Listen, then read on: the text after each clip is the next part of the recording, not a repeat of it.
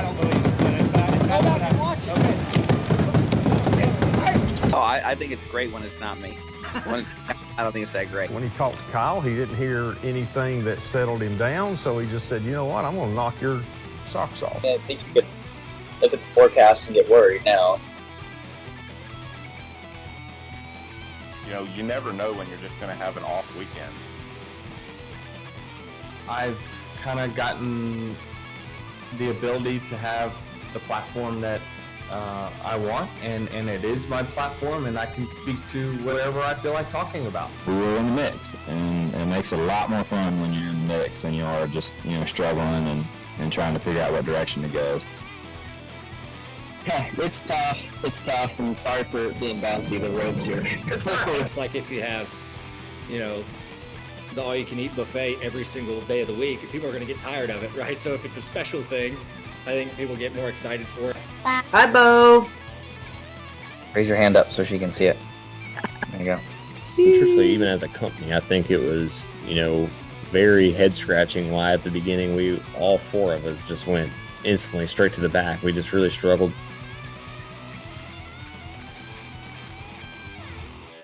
Well, welcome on to the Backstretch. I am News 5's Heather Williams, and welcome to the weekend I call Racing Christmas. And a lot of other people I know have used that term as well. Kind of feel like on this eve of a big weekend of racing that we might get a few lumps of coal in our stocking because of the rain expected in Indianapolis. Yes, the Indianapolis 500 start time is in jeopardy because of impending rain in the Indy area. It would also put a huge damper on the attempted double by Kyle Larson. He's trying to be the first driver since Kurt Busch, rather, a few years ago to complete the Indy 500, Coca-Cola 600, 1,100 miles of racing double feature. Got a chance to talk to Kyle with a number of members of the media earlier this week to find out how he's feeling. How is he feeling about this possibility of rain kind of interrupting his Indy 500 Coke 600 double? I would love to get both races. I would love to be able to complete both races, whether that's on separate days, whatever, I guess. But it's the double, right? And is it truly the double if it's not on the same day? I don't know. So in a perfect world, I would love to have it all happen on the same day to have done it. I would for sure be, even if I got both races in, I would for sure probably be a little bit bummed, that I wasn't able to do both in the same day. I'll talk a little bit more about Kyle's attempted double a little later on in this podcast. Also coming up in the podcast, of course, kind of buried the lead a little bit. We got to talk about the skirmish between Ricky Stenhouse Jr. and Kyle Busch at the All-Star race at North Wilkesboro. Talk about kind of NASCAR's role in this whole thing. Are they promoting it? Should they be promoting it? Is it hypocritical for them to promote it? We'll also talk about the All-Star race itself. We'll preview the Coke 600 as well with our crew chief, Chris Carrier. We will also have the last points-paying winner in the Cup Series, Brad Keselowski, stopping by for a chat about his season, getting the monkey off his back, getting the win at Darlington a couple weeks ago, and his excitement as they head to the Coke 600. Charlotte's a good race for him. He's won the Coke 600 in the past, and he feels really good going into that race. So always great to talk with Brad. He gives such insightful answers when you talk to him, and I really enjoy catching up with the former champ. So we'll do that coming up. Enough blabbing for me. Let's get to the good stuff. Joining us now is our crew chief, Chris Carrier, who's also the crew chief for the number 75 Food Country Truck in the Craftsman Truck Series. Chris, I think we have to start with the incident between Ricky Stenhouse Jr. and Kyle Busch. Lots of questions here. First, what do you think about Kyle turning Ricky on lap 2 and then Ricky settling it old school style after the race? Well, I think everybody's, the videos tell the tale. I really don't think Ricky touched Kyle. I don't think he touched him and knocked him out of the way or whatever. Now, I'm not going to stand here and tell you that there was like he didn't force the issue a little bit. Kyle saw him coming, got up in the dirty stuff and got in the wall. Maybe there was some something there that apparently there was something there that Kyle didn't like. Now, if it maybe stemmed back to some previous things that happened way before this race, I don't know about that either. But it was obviously an intentional crash on Kyle Busch's part. That was even the drunkest guy on the top row and out in the parking lot could see that. So there was no question about that. So, you know, I think Ricky had a legitimate reason to be pretty daggone angry, and his crew as well, the guys that are about getting that car on the racetrack and racing and so forth. But, you know, Ricky was pretty hot. He couldn't leave the racetrack because there was no tunnel there, you know, old school, and he had to watch it, and he probably just simmered for about 2 hours or 200 laps or what it was, and he just, you know, went over, and I guess when he talked to Kyle, he didn't hear anything that settled him down, so he just said, you know what, I'm going to knock your socks off. So I don't think that anything that Kyle could say would have settled him down. No, I really don't. I think at the bottom line, at the sum of the story there, it's like Ricky, I think I could tell in his face. We were watching on TV, and I told my wife, I said, he's going to hit him. You better keep watching. She was reading a book, and I said, you better watch this, because this is the most exciting thing that's happened. And he got in a really good lick. And then you know, the location of the mishap was not a good thing, because it was right behind the hauler with the lift gate about 2 foot off the ground. There was a lot of equipment around and a lot of people that had nothing to do with that situation.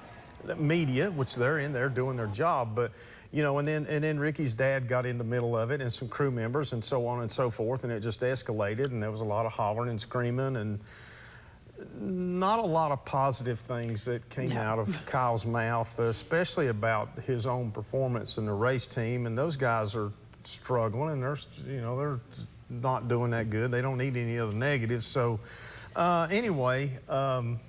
I guess NASCAR came out with some fines. They dealt out what they thought was the right thing to do at the time, what was needed. Is it perfect? No. I don't think they would tell you it's perfect. Right. So, well, I did want to ask you about that, because Stenhouse was fined. His dad was suspended indefinitely, and a couple crew members were suspended for multiple races, but no one from the Busch team, including Kyle, was penalized. So I have two questions. First of all, Kyle admitted he wrecked him on purpose. Should he have been penalized? And also, is NASCAR a little bit hypocritical here? They promoted the fight all weekend, and then they punish people for it. Well, there is no arguing about that, because you know nothing in the NASCAR in their advertisements or whatever, their approach to get people to come to the racetrack doesn't take away there's not going to be no fight now, so don't worry about that. There's nothing there like that. But I don't know. I guess if there was a penalty to Kyle Busch, it should have been during the race. They should have parked him, or should have parked him for 5 laps or something for intentionally wrecking a competitor. That might have helped a little bit. Now, you know, Stenhouse's part in the whole thing, the fact that, like, I'm just going to go punch this guy's lights out. I'm going to knock him out. That was pretty obvious, and I think if they just let that go, then that's probably going to leave the door open and really open a can of worms. But wasn't NASCAR just a few years ago? Well, it's probably been 10 years now. Boys have at it. Oh yes. They love this. it. I mean, it's you can make the argument that it's like I read something on somebody posted on a social media site, Facebook or something, that, like, you know, they should just stay out of whatever happens after the race. That might be a little dangerous, but maybe there's some merit to that. Now, I mean, I think once Stenhouse's dad and his crew members start getting involved, okay, NASCAR's to do something. But Ricky and Kyle and what they had going on, I personally just don't see why NASCAR needs to be involved in that. Maybe not. I wish that it was at a different site, but in the situation, the circumstances, there probably wasn't another site. There wasn't another place. I mean, let's be honest here. The turning point of this whole sport was an incident like this on the backstretch at Daytona. Absolutely. So, we got a fight. You know, Ken Scar said we have a fight, and it's all of a sudden, and you're watching Cale Yarborough fight 2 or 3 Allisons and a record driver and so on and so forth, and then the next day it's like everybody in the United States and half the civilized world wants to watch NASCAR racing. Right. And the rest is history, because that's really, to be quite honest with you, that's one thing that put us on the map. Right. So is it NASCAR, let's be honest, NASCAR knows this. Right. They're not blind. They know this. I think they have to keep themselves, though, in a position of like, okay, we are kind of the law here. We have to keep order. We can't just have a free-for-all every week. And again, it's like, to me, the location of the incident didn't help things, because Ricky's dad was right there and his crew was right there, and there was a lot of emotion running pretty high. And you know what? If that was my kid and I was a dad, I'd be in there too. I'm not going to try to tell you that the guy did anything wrong. He was taking up for his kid, but we got to kind of know that. And if you could listen to the audio when Ricky was pulled down by the NASCAR security guy, and one of his, he's saying, "Somebody get my dad, get my dad." He knew his dad was in trouble. His dad was going to do this, so he got in the middle of it, and they'll suspend him indefinitely, and then I think in a while, it might be the rest of this year or whatever, they'll sit him out and let him kind of calm down. They did Joey Logano's dad. I was going to say, he's not the first dad. He's back. He's not the first one. He won't be the last one. So anyway, it was definitely a conversation topic. Yes. And it was, you can't hide the fact it was somewhat entertaining. It was entertaining. It was entertaining. And this was maybe the best part of the whole night. And it'll go on, and now everybody will be looking for, okay, what's going to happen at Charlotte? What's going to happen at the next race? And so on and so forth. And you and I were talking coming in. Richard Childress has put out a whatever you call it, a clarification on what's going to happen if he wrecks his car and all this stuff, so anyway. Nothing will happen at Charlotte. Maybe down the road. Charlotte's too big of a track for somebody to retaliate. NASCAR will step in and say, now listen, we don't want no more nonsense here. Right. We got a 600-mile race. We got a lot coming up. We don't need distractions, and we don't need y'all doing something on the racetrack that's going to take out maybe 4 or 5 other competitors and somebody get hurt. Charlotte's a fast place. Right, that's why nothing will happen. But to be continued, for sure. To be continued. So Ford, by the way, won for the second straight week after going winless up until that point. So is everything fixed now for the Blue Ovals? Well, I think that at least it's going in a positive direction. The downhill slide has come to a stop, and now it's turning back and getting back up the other way. Are they sitting there saying, okay, now we got it, well, everything's fixed? No, they're still working at it. The North Wilkesboro race, you got part of this was now that the 22 car did the tire test, and they did a lot of laps, so they got kind of a free test session. Right. And they knew that they could run the soft tires, and they did the whole race, and they kind of stunk up the show. Going back to the week before, the performance of Keselowski and Buescher of RFK Racing, or whatever it's called, that to me, for the Ford camp, is like very encouraging, because they have turned their season completely around. They have not only got the train on the tracks, they built a new train and put it on new tracks, and they're going forward 90 miles an hour. So that's very encouraging to me, looking at it from outside in, saying, okay, those 2 cars are going to be competitive a lot of races this year. Yeah. They're going to be both of them are going to be running for the win. So could have had the other Roush car winning the race instead of Brad, but he got in the incident with Reddick and so on, and Brad was right there to pounce on it and got his first win. So that place is, I think the lights are on pretty bright there. Yeah, for sure. Yep. So it's the biggest weekend of the year. I call it Racing Christmas. Indy 500 and Coke 600. Kyle Larson is doing the double. How do you think he'll do? His success, any level of success for this guy is not going to shock me. I mean, I'll be surprised if he wins both or wins one or whatever. It's going to be a feat, whatever he does, but he's starting 5th at the Indy 500. My goodness. I mean, this is quite an accomplishment for that young man. And nothing seems to bother this cat. I mean, no amount of pressure, no amount of the mountain he's got to climb or whatever the obstacle is or whatever the challenges are. He's just like, okay, does what he can. What's for lunch? You know, and it's amazing that this kid is just, well, he's not a kid, but he's just, he's an amazing talent. And for me, as a lifelong NASCAR competitor, NASCAR man, I hope he goes up there and wins the Indy 500. I really do. I would love to see that happen. And then if he could come back, this you're talking a hard feat. If he could come back and win the World 600, the Coke 600 at Charlotte, 2 trophies in one day at 2 iconic races, 2 iconic racetracks, my goodness. And now don't count it out. Well, I think the best person in the double was Kurt Busch, who got top 10s in both. I think Kyle's got the ability to top that. I think, and he has the equipment, he has the teams. Now, don't know a lot about IndyCar racing, but ones who are more versed about it than me have told me, oh yes, he's in a very capable car. Yeah, the McLaren camp can win races yes, for sure. Yes, ma'am. So, you know, who knows? This guy's like, he runs so many races every year, week after week, at so many racetracks and so many top different race cars, and it's like it's no big deal to him. It's like okay, what's it like putting his socks on? He just doesn't care. He doesn't get upset about nothing, and I don't know. He beats anything I've ever seen, and for him to do it, I believe, you know, really, Heather, I believe.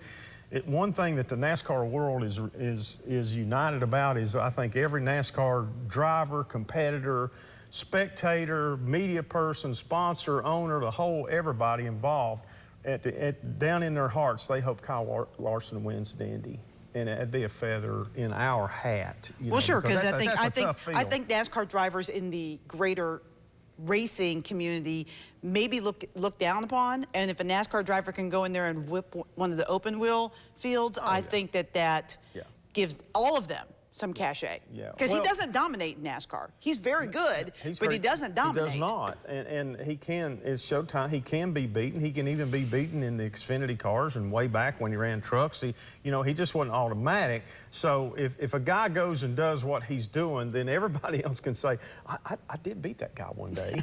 I did beat him once maybe, or a couple of times. I won a race. So I don't know. To me, it's fantastic. I love it. You're right about this coming Sunday being, and F1 fans have got Monaco and all that, and it's an all day just sit and watch it, watch the excitement, watch the drama. The Indy 500 is just an iconic event. I don't know what else to compare it to, but having one of our own in it and doing well and knowing that, man, he's a player, his chances are real.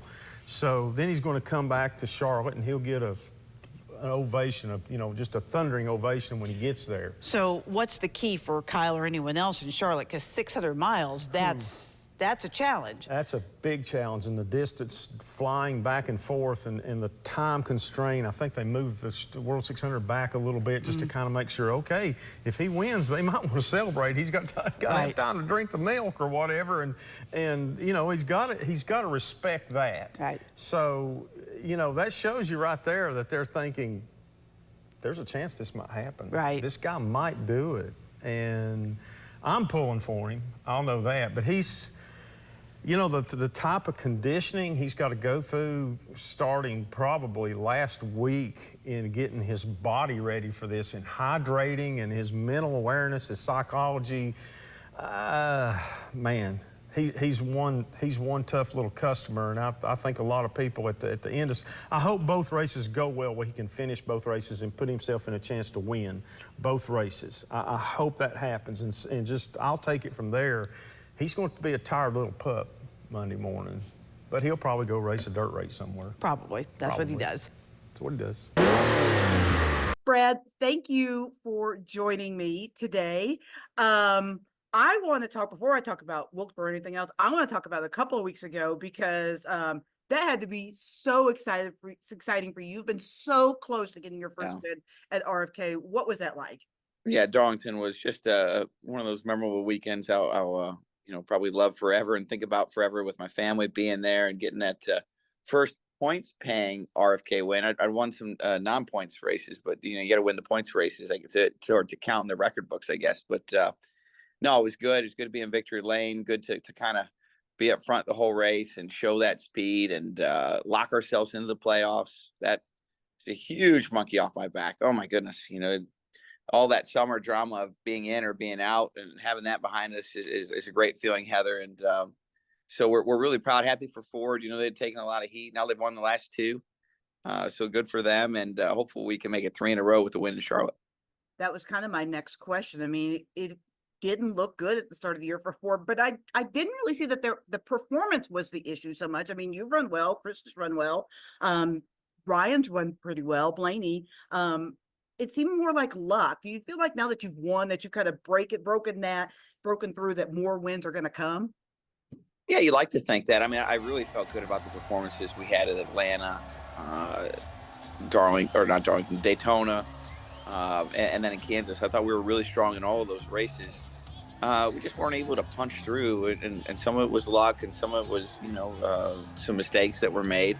And that's just kind of the ebbs and flows of this sport. Sometimes you go on a run when you don't deserve to, and sometimes you run really great and you just can't get it to matter. So you just kind of ride that wave out. What did you think of the All-Star race? Because, I mean, we all know about the fight. We all know that there wasn't a ton of passing. I've heard some people talking. Do you think that this in its format right now has maybe run its course? I mean, it seems to be a discussion in a lot of sports. I mean, basketball talks about it a lot. Football changed the Pro Bowl. What was your thoughts on the weekend? No, I enjoyed the All-Star race. I like North Wilkesboro. I like the Speedway. I'd like to see it as a points-paying race. I think more cars on the track would just continue to make it more and more compelling. I love how the multiple grooves came in. I really liked the softer tire that NASCAR brought. I wish they'd bring another softer tire again. I thought when it got to the nighttime, that didn't get a chance to shine like it would have during the day. But I like where our sport's heading, and it's hard to get the perfect event every time. But we've had some really phenomenal racing in 2024, and there's a lot for the sport to be proud of. Yeah, and the ratings seem to be up. I mean, overall, you touched on it, but it seems like everything that this sport does has gone pretty well this year. Yeah, no, it's been a great year for NASCAR. The action has been terrific. The attendance has been terrific. The ratings, really well, considering we got rained out at Daytona at 500, biggest event of the year. So I really feel a lot of upward momentum for the sport.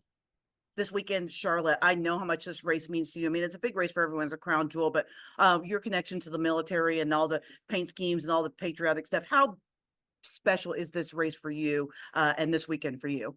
Yeah, a lot going on in Charlotte. It's our home track for the teams and for all the personnel. Always a lot of family and friends, which is great.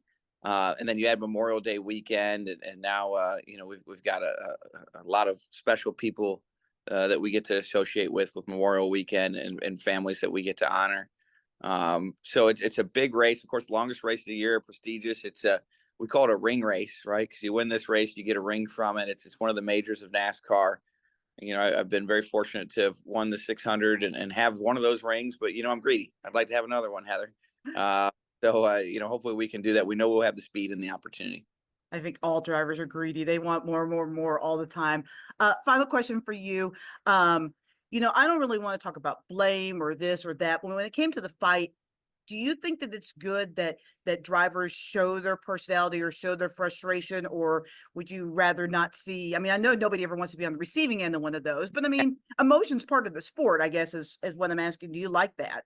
Oh, I think it's great when it's not me. I don't think it's that great, when it's not me or someone I'm close to, drama is always a lot of fun.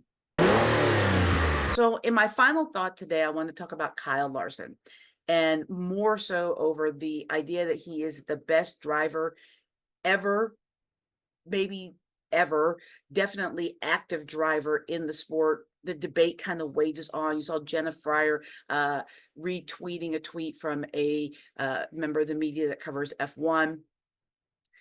And I'll say this, in my opinion, when it comes to getting in any car, any place, anytime, and driving it, Kyle Larson is the best there is, maybe the best ever.